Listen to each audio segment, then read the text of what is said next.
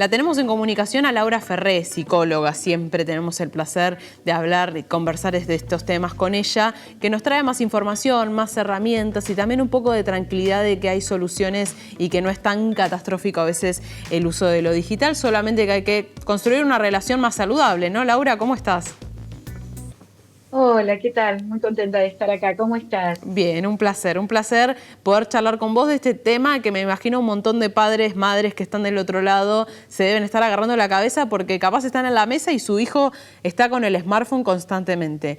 Y se empieza a generar una disociación con la realidad y una inhabilitación quizás de algunas habilidades que, bueno, termina siendo preocupante con el correr del tiempo. Sí, sí, la verdad que sí, y buenísimo el tema. Mañana es el Día de la Salud Mental, y la verdad que no hablar de estas cuestiones hoy, digo, la salud tecnológica hoy es parte importantísimo, ¿no? De la salud mental.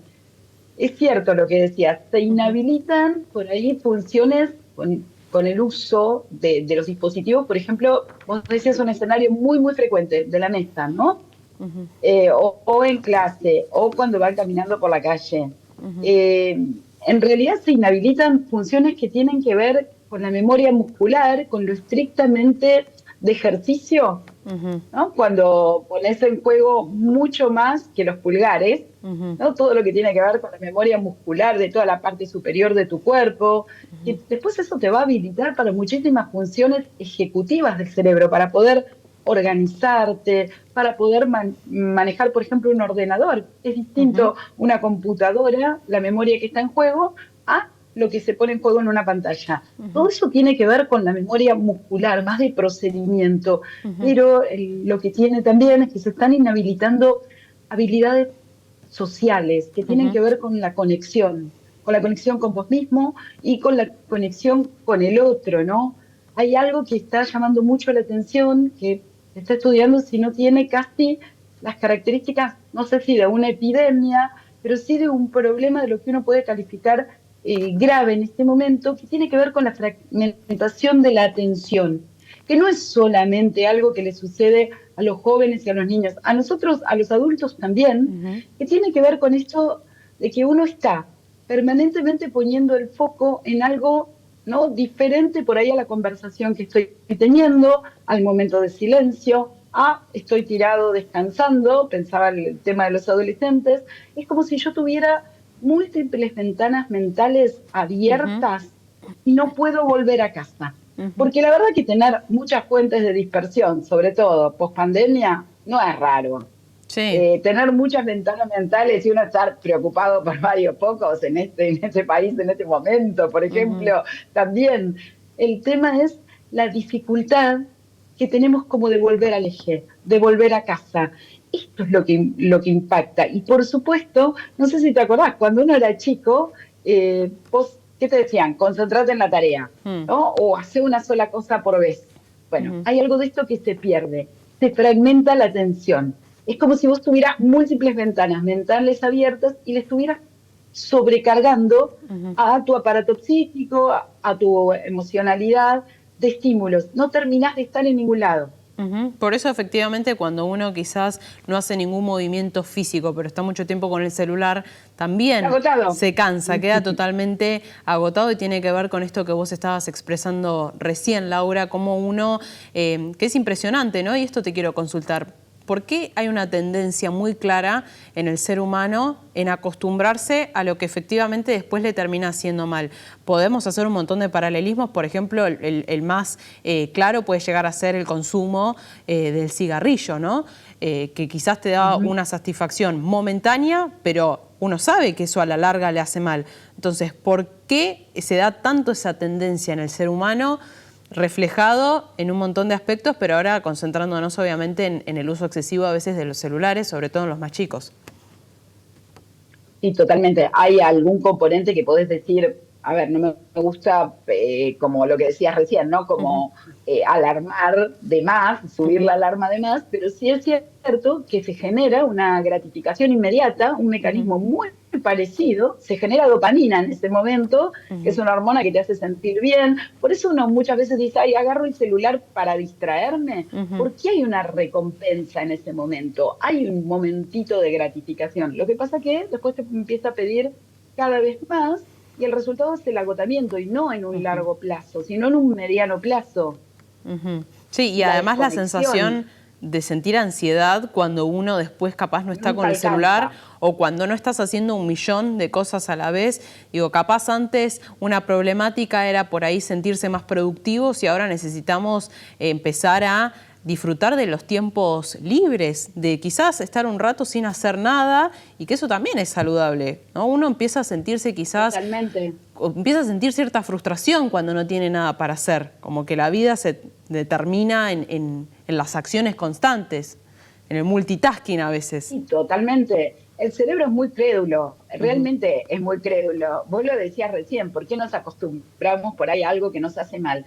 Porque el cerebro ya lo grabó y esa memoria muscular, por ejemplo, no está ejercitada y ya grabó, digamos, ya asocia que en un momento de aburrimiento ahí está el celular, ¿no? Y la respuesta es voy al celular, apago ese por ahí fuego de la ansiedad o la preocupación que tengo o el aburrimiento que tengo, mi respuesta es voy a la ansiedad como si fuera, no sé, un chupete electrónico, ¿no? Voy al celular, me pacifica un ratito, genero dopamina, es el mismo mecanismo de gratificación inmediata que está puesto en juego en un consumo problemático, como por ejemplo el tabaco.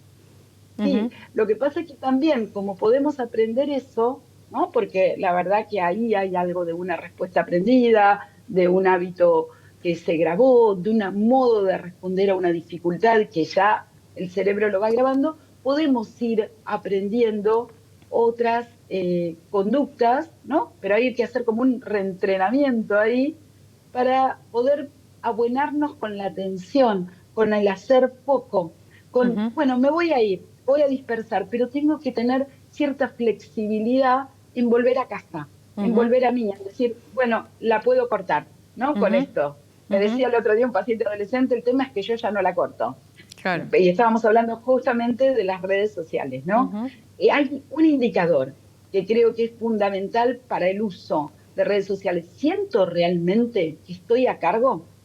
Que soy yo mi propia líder ahí, que puedo decir cuando empiezo, cuando termina, cuántas ventanas abro o no. Cuando empiezo a perder esa sensación de cierta gestión, de cierto control sobre el uso del dispositivo y algo está sucediendo ahí y es un buen momento de hacer entrada a los sentidos, que son grandes reguladores, de hacer esa pausa que vos decías, irte afuera y tomar un poquito de sol, hacer una breve caminata, no le podés pedir todo a la pantalla. Hay estimulaciones del orden de lo sensorial, por ejemplo, lo táctil que no sea pantalla, ¿no? Viste que uno dice, ay, me puse a cocinar y me calmé, o me puse a escuchar música y bueno, lo estoy pudiendo pensar de otra manera, porque estás dejando ingresar estimulación sensorial que regula tu ansiedad y hace que esa respuesta que parece inmediata, por lo menos se pueda empezar a diferir. Claro, ¿No? Por lo menos pueda permitirse esperar un poquito.